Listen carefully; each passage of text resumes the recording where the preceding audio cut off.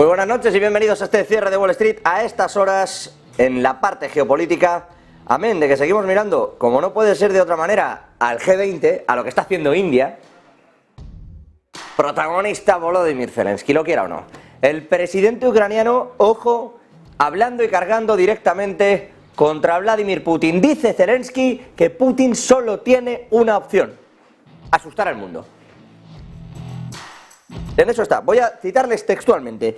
Dice que lo único que Vladimir Putin lo que está haciendo es aprovechar las advertencias sobre las armas nucleares como una forma de dividir a los aliados de Ucrania, diciendo que la amenaza atómica de Rusia es un punto frágil en realidad para la alianza. Eso es lo que cree Ucrania, lo que cree Zelensky, que dice textualmente: Putin solo tiene una opción: asustar al mundo con armas nucleares. Dice Zelensky en ese foro anual de estrategia europea de Yalta, que ha organizado hoy la fundación del multimillonario, por cierto, Víctor Pinchuk, en Kiev, que presionará a Estados Unidos durante un momento frágil, ya que será un ciclo electoral, y que en eso está Vladimir Putin, intentando que cuando llegue ese ciclo algunos de los aliados decidan que no es el momento de entrar en una guerra nuclear, que por ahí no hay que ir, etcétera, etcétera. Putin ya ha dicho varias veces a Estados Unidos y a los aliados que se mantengan al margen del conflicto. Además, en particular, ya saben que tuvo unas palabras duras contra Estados Unidos cuando Estados Unidos advirtió la pasada semana que iba a mover armas nucleares a Reino Unido.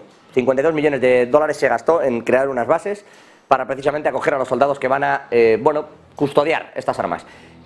Insisto, es verdad, le dijo, eso es una escalada en el conflicto. Y ahora enviar armas con uranio empobrecido a Ucrania también es una escalada en el conflicto. Lo han dicho claramente desde Moscú. Bueno, pues la respuesta de Kiev es que no hay que dejarse amedrentar. Dice que los aliados no deben fisurarse ni dejarse ir en esa deriva que es lo que busca Vladimir Putin, que es dividir a los aliados de Ucrania, y que es verdad que vienen unas elecciones. Fíjense si lo tiene claro Volodymyr Zelensky. Fíjense si lo tiene claro, que sabe que vienen las elecciones y que eso va a ser un punto clave, que hay que dar resultados sí o sí prácticamente antes de esas elecciones del 24, o puede haber un giro importante en Ucrania, que depende absolutamente de lo que está pasando allí y de la directriz que llega desde Joe Biden y el Partido Demócrata en este caso. Y no está tan claro que el bando republicano, sobre todo si es Donald Trump quien va al frente, vaya a seguir esta misma política. Y lo sabe Zelensky, que dice: no hay que dejarse dividir, porque lo que está haciendo Rusia con esa amenaza nuclear es intentar dividir. Este es uno de los protagonistas, ya que hablamos de asuntos bélicos, si me permiten, protagonista también India, pero no por nada bélico en sus fronteras, ni por el G20, con el que enseguida iremos, que ya saben que arranca oficialmente, hoy tiene algunas cositas, pero oficialmente este fin de semana, mañana, arrancará ese G20 en Nueva Delhi, con las ausencias del propio Putin y de Xi Jinping, con la llegada de Joe Biden y de Rishi Sunak, entre otros. No va Pedro Sánchez, ya saben que tiene COVID, lo adelantábamos aquí en la última hora de la noche de ayer. Insisto, protagonista India por lo que ocurre en Taiwán, lo ven en debajo, está estudiando las opciones. También hay elecciones, es que 2024 promete, que entre Estados Unidos, Alemania, con algunas locales, algunas también locales en Reino Unido, y por supuesto Taiwán, Polonia, que está, Polonia está ya a la vuelta de la esquina, no va a hacer falta ni acabar el año, pero es que promete, vienen un montón de elecciones, vienen muchísimos comicios que habrá que ver cómo salen, porque los conflictos van a cambiar radicalmente según el gobierno que aparezca en algunos países. Digo, Taiwán, protagonista absolutamente. China está un poco cansada, un poco no, bastante, de las injerencias estadounidenses, y en particular de que Joe Biden y el gabinete de Biden, una y otra vez, desde la Secretaría de Estado, especialmente Anthony Blinken, salgan a decir que Taiwán, llegó a decir Blinken, Taiwán será defendido como si fuera suelo americano de las injerencias de China, aunque nunca reciben a Taiwán porque respetan el asunto de una sola China y no quieren un conflicto internacional con China directo. De muchas otras maneras sí, pero directamente menudo follón. Y entonces lo que hacen es que no les reciben ni no les tratan como a un Estado, a Taiwán, pero sí que les dan alas. Oye, les defenderemos el suelo y les dan, no solo les dan alas, dinero y armas. Y esto es lo que preocupa especialmente en China. Ante la posibilidad de que China, ojo a esto, pudiera incluso perder las próximas elecciones el partido más oficialista allí y volver a ganar quienes ahora están y perder esa fuente económica, porque cada vez se vaya separando más, ante esa posibilidad China está a punto o medita intervenir Taiwán. No destruirlo, no, pero sí intervenir allí. Ante la posibilidad de que eso ocurra, incluso India, uno de sus socios estratégicos con los BRICS, pero no ahora mismo pasando en su mejor momento de relación, India y China, está estudiando qué hacer en el caso de que haya una guerra entre China y Taiwán.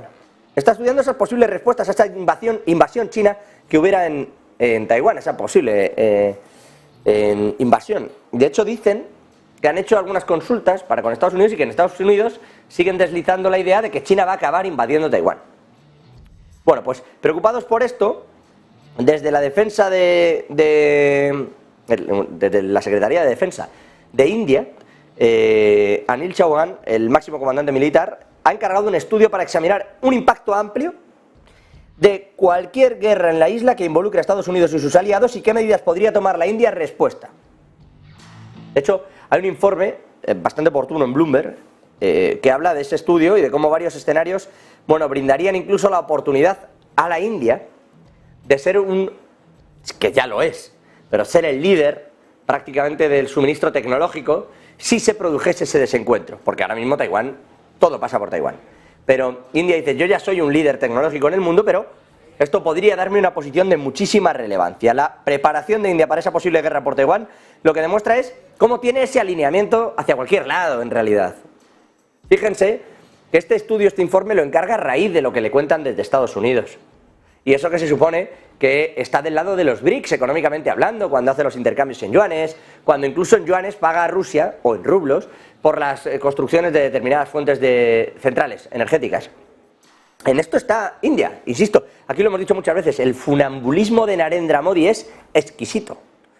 Claro, que Xi Jinping ya tiene un cierto enfado con este asunto. Primero, no le dio la mano en aquella cumbre de los BRICS, que es relevante, lo hemos dicho muchas veces y algunos me dicen, bueno, sí, pero es relevante como gesto, e indica que China es consciente de que Modi juega a demasiadas cosas. El hecho de que Xi Jinping no vaya a la cumbre del G20 en Nueva Delhi este fin de semana, aunque mande al primer ministro, a Li Qiang, lo que demuestra es eso, que China ya sabe que Modi está jugando a demasiadas cosas y no le parece tan bien ni tan oportuno, y más si está dispuesto a jugar con Taiwán, si está dispuesto a buscarle rédito económico a lo que ocurre en Taiwán. En eso está India. Por cierto, ya que hablo de economía, me permitan, enseguida voy con el G20 en sí, pero acaba de publicar un informe preliminar la FEDIC. Informe preliminar sobre la famosa resolución del First Republic Bank. Recordarán ustedes que cómo cayó Silicon Valley Bank, cómo se intervino First Republic, cómo se acabó vendiendo, cómo JP Morgan sacó dinero de todas partes, y eso, que Jamie Dimon, bueno, pues no estaba, era consejero en uno de esos bancos. ¿Lo quieres comprar? No, yo no le veo atractivo a esto del First Republic, Vale, bueno, pues nada, pues está a precio de saldo ahora porque ha quebrado. Anda, pues ahora lo compro. Pero si no era atractivo. JP Morgan.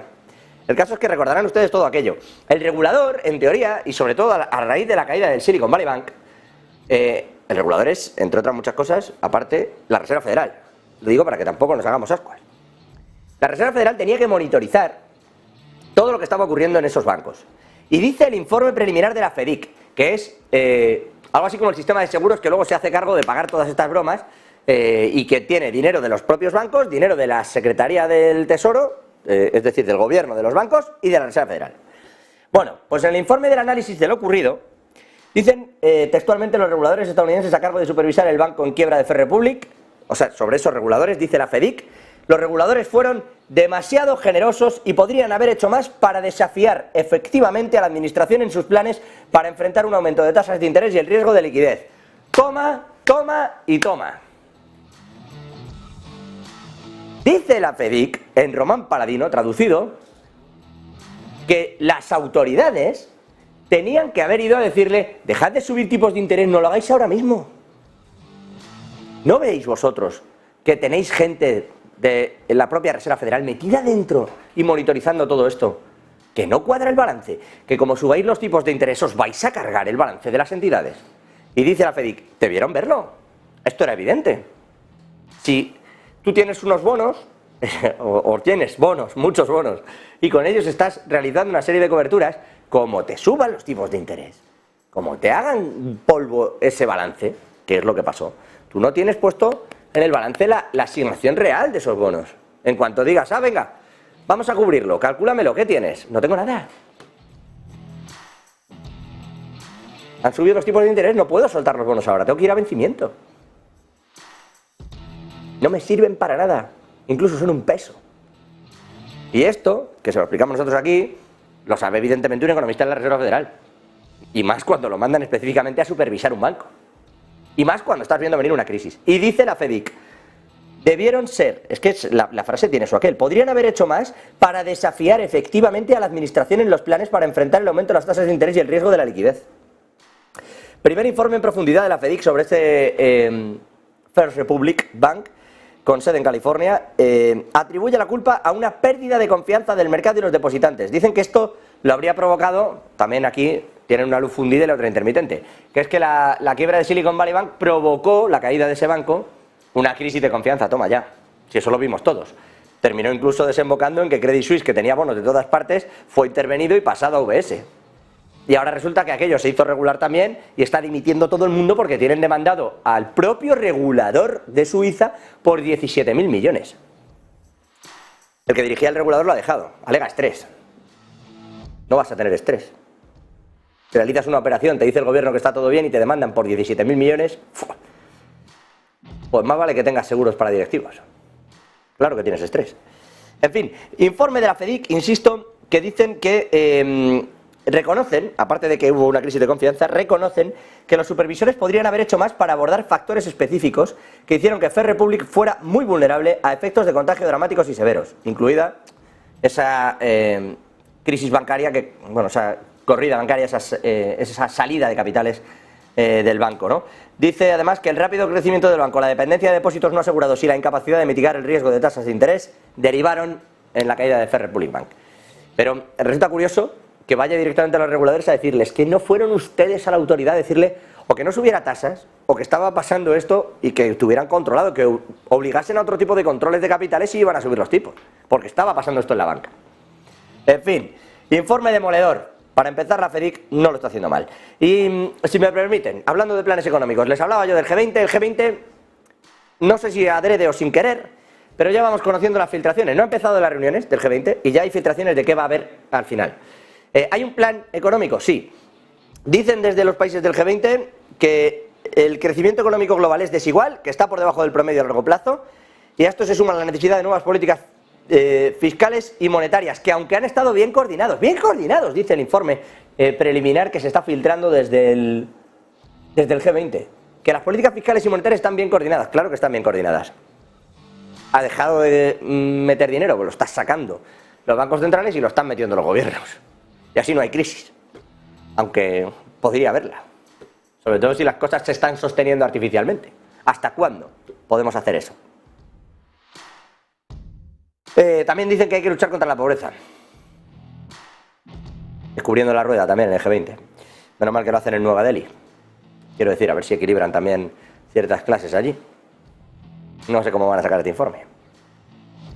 En fin, que hablan de esto, hablan de que hay una estabilidad, que hay que lograr una estabilidad de precios y que la inflación sigue siendo elevada. ¿Cómo se nota que el informe, insisto, lo hacen países occidentales en su mayoría? Porque no está la inflación tan elevada en muchos otros sitios. Pero bueno, todo esto dentro de un plano económico en el que también es protagonista Rusia, no lo es solo en lo geopolítico, también lo es en lo económico. Parece, mirando a sus presupuestos, que podría lograr superávit, a pesar de que energéticamente hay algunos puntos en el balance donde tiene incluso pérdidas relativas. Está ganando menos de lo que ganaba anteriormente, no es que los tenga en negativo, pero son muy relativas esas pérdidas. Pero a pesar de eso, y de que gane menos, podría tener superávit presupuestario. Es verdad, 2/3 del presupuesto no lo vemos, son clasificados. Pero, ¿qué podemos saber, qué sabemos y cómo están gestionando todo esto? Marta Vilar, buenísimas noches, cuéntanos. Después de sentir durante muchos meses la presión en su presupuesto, en este caso Rusia, ahora mismo en el último mes ha vuelto a registrar un superávit fiscal.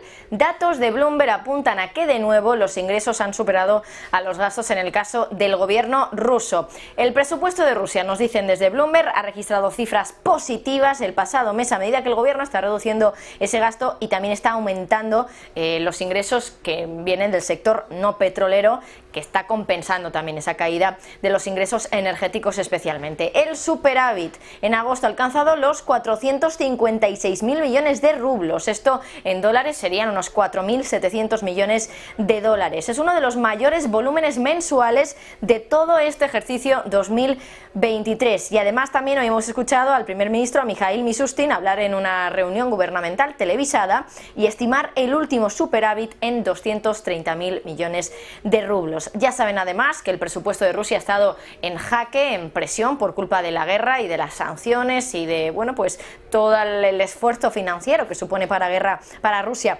esta guerra, y aún así, bueno, el desempeño fiscal en agosto ha ayudado a reducir el déficit en los primeros 8 meses del año a 2,4 billones de rublos, o el 1,5% del Producto Interior Bruto, según cifras que hoy publica Bloomberg. Gracias, Marta. De ti vamos a irnos a Sergio Fernández, que está también ahí con los detalles de China, porque aprovechando la ausencia de Xi Jinping precisamente en el G20 de Nueva Delhi, donde tampoco está Vladimir Putin, lo que está haciendo Xi Jinping es cerrar reuniones con algunos países que se quieren adherir a los BRICS y de cerrar financiación. Y bueno, ¿por qué no? ¿Cómo vamos a gestionar en yuanes algunas cositas? Con Venezuela y con Zambia. Sergio, tú dirás buenas noches. Muy buenas, José. Seguimos pendientes de toda la actualidad en torno a los BRICS, que viene marcada por las dudas en torno a su futuro y sobre todo por las dudas en torno a la economía de China y cómo puede impactar en el bloque, cómo puede impactar en la alianza. En un siglo XXI que desde luego está dejando bastantes dudas, un momento bastante tumultuoso para la economía global. Hay desde luego muy pocos bloques, muy pocas alianzas que hayan despertado, que hayan atraído tanto interés como este bloque de los BRICS. Sin embargo, como decimos, empiezan a surgir algunas dudas, algunos problemas. Históricamente, los BRICS han sido considerados como un símbolo de dinámicas de poder cambiantes. Las naciones han intentado incluso definir su papel dentro de la gobernanza, las finanzas, pero también el desarrollo global. Sin embargo, China, uno de los ejes principales dentro de este bloque, quizás solo se podría equiparar al caso de Rusia, está enfrentando una economía con bastantes problemas, ya no solo porque las tasas de crecimiento cada vez son más lentas, sino también porque los mercados de consumo son cada vez más reducidos y además están surgiendo algunas preguntas sobre la viabilidad futura de los BRICS, cómo podría impactar pues una posible quiebra, una posible caída de la economía de China. Estos problemas, como digo, no solo plantean una cuestión interna, sino también están reverberando en el panorama internacional, afectando a los socios comerciales, a las cadenas de suministro globales y también a la esencia misma de la alianza de los BRICS. Una trayectoria la que está viviendo los BRICS en medio del vacilante panorama económico, ya no solo del país, sino también del estudio de las relaciones internacionales.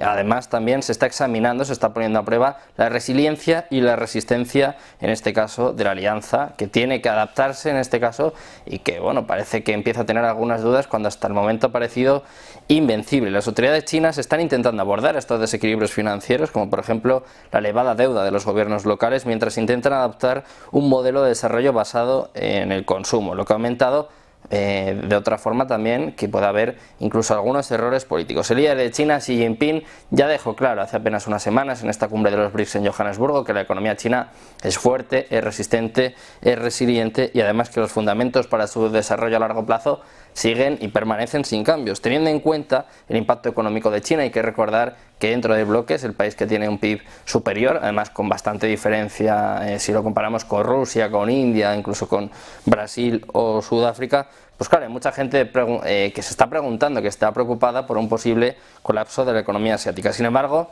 por otra parte, no debemos tampoco subestimar cómo el modelo económico centralizado por parte de China puede de alguna forma sacudir estas dudas, estas tensiones. Incluso un estricto control por parte del gobierno podría incluso ayudar a recomponer una economía que sigue teniendo algunas dudas, sobre todo en torno al sector al sector inmobiliario, también en cuanto al sector financiero, y que empieza a despertar algunas dudas en torno a los BRICS.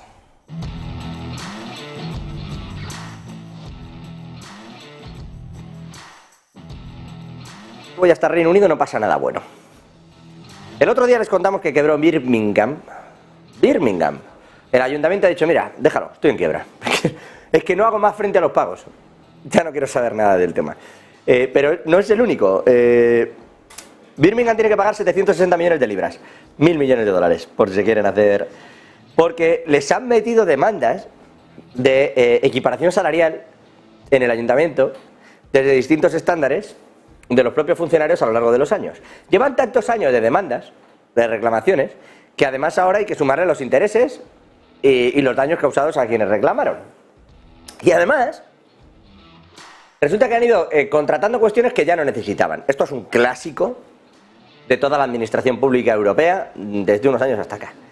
Cuando venía el boom informático, contratabas informáticos, cuando se terminaba, ¿qué hacías? Venía el boom inmobiliario, luego el informático, ¿qué hacías con los arquitectos? ¿Informática? Bueno, pues ibas sobredimensionando la arquitectura pública hasta unos niveles, bueno, difíciles de asumir, y además cambiando los salarios aquí y allá, y en Reino Unido no tienes por qué subirlos todos. Bueno, no tienes, o sí, porque resulta que con esas reclamaciones de equiparación salarial, de uno y otro lado, debes, entre unas cosas, otras, deudas sobrevenida y daños por este tipo de pleitos no asumidos, 1.000 millones de dólares, que se dice pronto. Hay 1,1 millones de personas que gestione el ayuntamiento de Birmingham, que no son pocas, no es México, pero no está mal. Han emitido en noviembre del año pasado un aviso en la sección 114 porque tenían un agujero de 164 millones de dólares en el presupuesto. Lo mismo con Turrock en Essex, lo mismo con Hoydon, lo mismo con 47 ayuntamientos. 47 ayuntamientos, grandes ayuntamientos, hay bastantes más administraciones locales, 47 ayuntamientos se van a declarar en quiebra. Vamos a analizar luego con detenimiento este asunto. Pero 47 ayuntamientos, incluyendo Birmingham, se declaran en quiebra, te cuentan cualquier cosa, están metiendo todos los gastos ahí dentro. ¿Por qué? Porque regular y dejar de pagar en el ayuntamiento están a la vuelta de la esquina las elecciones locales. Y dejar de pagar algunos costes al ciudadano y asumir que es tu culpa, eso no se ha hecho en política en la vida. Así que hemos decidido, allí en Reino Unido, empezar a decir que esto viene de unos gobiernos conservadores, que total, este señor no tiene ya muy buena prensa. Lo está pasando regular Rishi Sunak, por fuerte que parezca en este dibujo. El caso es que Sunak está diciendo que esto es un asunto de cada administración y que se pague cada quien lo suyo. Es decir, si usted no tiene dinero, haga un recorte, intente cuadrar su déficit y año a año va pagando. Le han dicho que no, que hay una serie de agujeritos legales por donde lo que van a hacer estos ayuntamientos es declararse en quiebra, que es lo que están haciendo, y a partir de ahí después ir a pedirle el dinero a la administración central. Insisto, van 47 grandes y van a ir después a administraciones de pequeñas entidades locales. Se le viene una cascada de reclamaciones de cantidades al gobierno de Sunak importante en medio de estas elecciones locales porque nadie está dispuesto a asumir, oye, es culpa mía, yo arreglo el déficit. ¿Quién dice eso de cara a unas elecciones? No las ganas. Hay uno que dice esto nos lo paga Sunak y los conservadores que la han liado, y hay otro que dice, no, a ver, es que se me fue la mano, hemos presupuestado por encima de nuestras posibilidades, vamos a intentar recortar por aquí y por allá, este año no arreglamos el pavimento en este sitio, quitamos... Eso no va a pasar. O sea, va a pasar, pero no te lo van a decir. Lo que van a hacer es ir a pedirle dinero a Sunak, insisto. Importante todo esto, los concejales se van a reunir dentro de los 21 días posteriores a la emisión de un nuevo aviso de esa sección 114 que les he comentado, que acaba de pasar y que tendrá en el entorno de finales de, mediados del mes de octubre, esta importantísima reunión de algunos de estos concejales, porque tienen que elaborar un presupuesto, realizar recortes y reducir el gasto. Hay quien cree que como este gasto no se va a afrontar, insisto, en los próximos 12 meses y que se va a llegar a un impago, con un sistema de financiación muy roto, 13 años después de que empezaran los dispendios, estamos hablando de ese entorno de 2010, en los ayuntamientos, y de que la crisis les dejara sin una serie de regueros, se ha reducido y mucho el dinero que le llega a las administraciones locales en Reino Unido. Pues 13 años después hay que empezar a arreglar ese desaguisado. Como no lo van a hacer las administraciones locales, una y otra vez se van a declarar en quiebra para luego decir que es culpa del gobierno.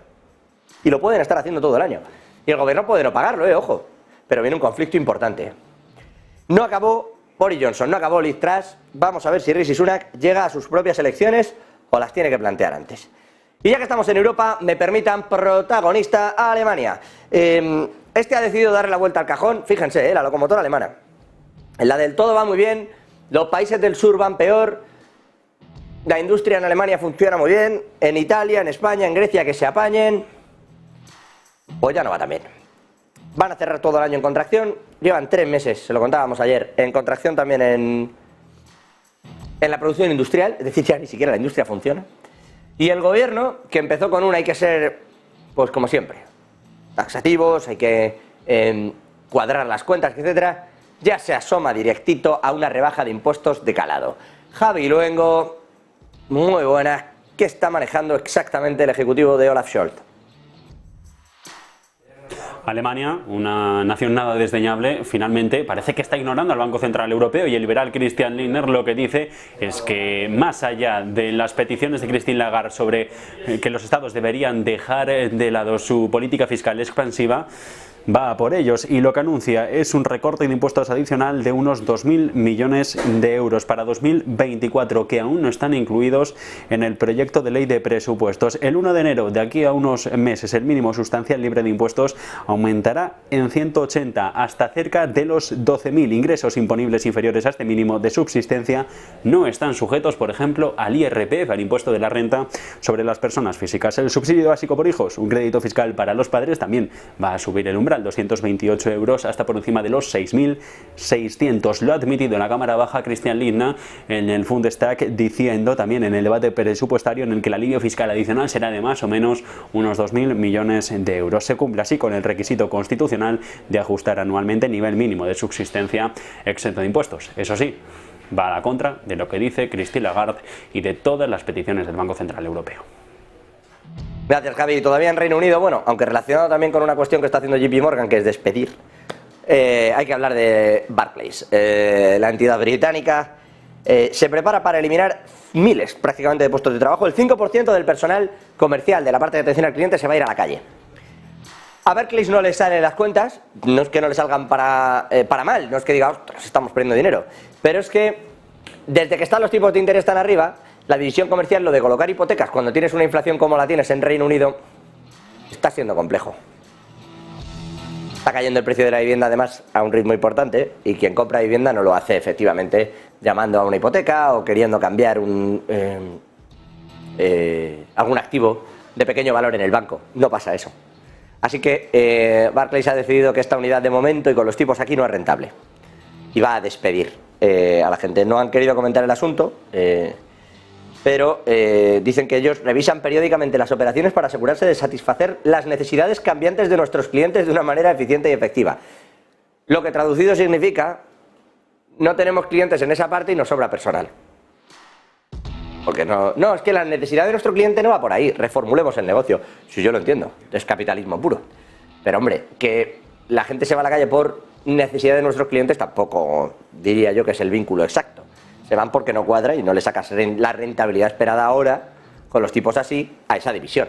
5%, insisto, de la plantilla en esa división comercial se va a ir a la calle.